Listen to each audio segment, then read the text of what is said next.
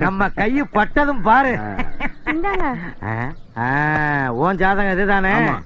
சாமி என்ன எவ்வளவுன்னு பேசிக்குவோம். ஜாதகத்துக்கு எவ்வளவுன்னு கேக்குறியா? துல்லியமா பார்க்க போனா 20 ரூபா. 20 ரூபாயா? இது ஊர் உலகத்துல நடப்பு.